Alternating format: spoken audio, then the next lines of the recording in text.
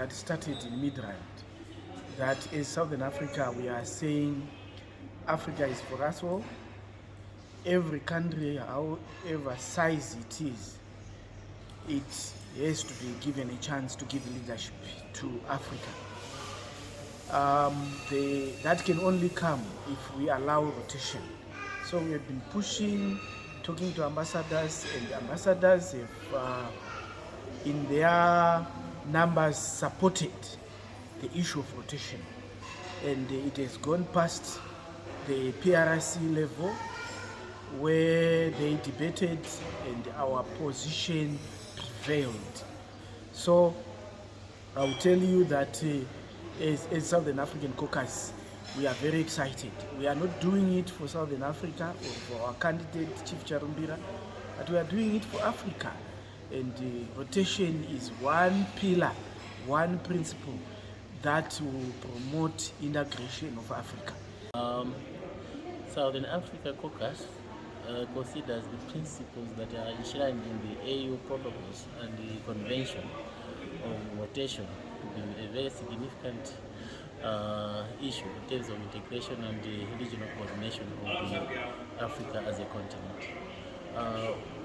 When we met and discussed this, we got a position paper, but the position paper was reflecting the position of PAP from inception in 2001, which considered the Article 12, which gives the mandate of PAP to respect the principle of rotation. And that started from 2001 properly, with the first president coming from East Africa, Tanzania, the second one came from Chad, and the third one, and then when it came to West Africa, especially Cameroon, Roger, instead of staying on the position for one term, he stayed there for more than 2 terms.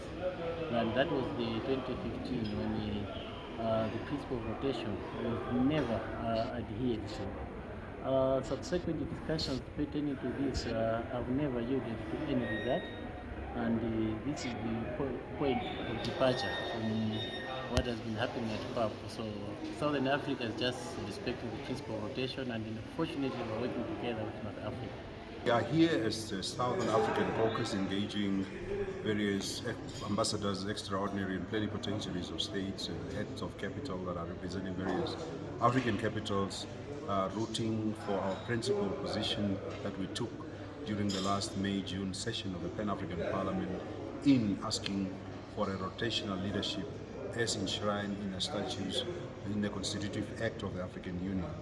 We are very elated that we have met a number of ambassadors that are representing various capitals here in Addis Ababa, consolidating our position. We are also reporting progress on the fact that the permanent representative councils of ambassadors have taken the report of the AU Commissioner, chairperson who sent a delegation to the Pan-African Parliament, and they made key important recommendations that we must uphold the principle of rotation on the continent, that the next election must be supervised by the representative of the Legal Council and the AU Commission, that election should be held in a very short period of time. As we are engaging further, we are engaging now direct foreign ministers that are meeting tomorrow and Friday at the Executive Council. We have just concluded a meeting with one of our foreign ministers in the region. Tomorrow we are meeting the Namibian foreign minister. We have met the Egyptians, Tunisians, Senegalese, and various members, representatives of various capitals, to impress upon them that the Executive Council must resolutely send the principle of rotation back to the Pan-African Parliament. Basically, we as Southern Region Caucus, we are very delighted and very grateful to the PRC meeting. The outcome has been so favorable to us. We're fighting that come rain, come sunshine, we should apply the principle of rotation. And we are delighted that that has been adopted. But now, when do we start the rotation?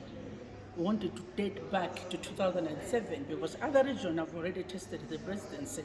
It's only Southern region and Northern region who have never suited a candidate for the Pan-African Parliament.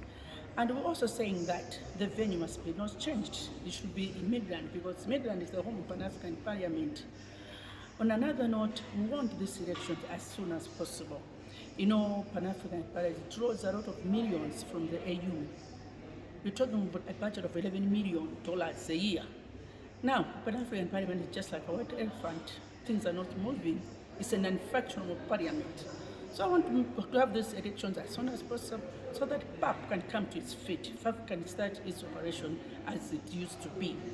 The most contentious issue regarding PAP elections to do with rotation, adhering to the principle of rotation. And Southern Africa and Northern Africa are now the remaining regions which have not provided a president for PAP. So this was the whole issue why Southern Africa was very strong that this time around PAP must observe the rotational principle. And we are glad that we are here in Addis Ababa.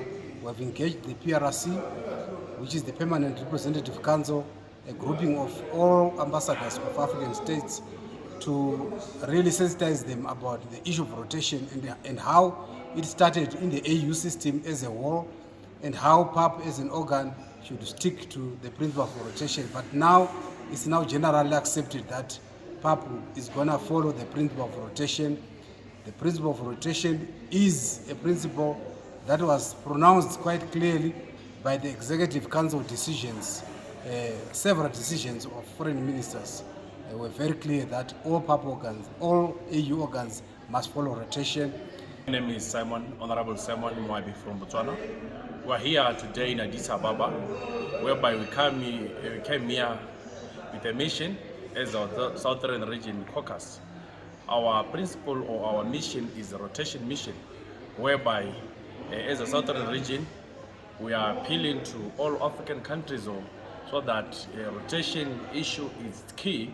So I've been here lobbying with our ambassadors, PRC.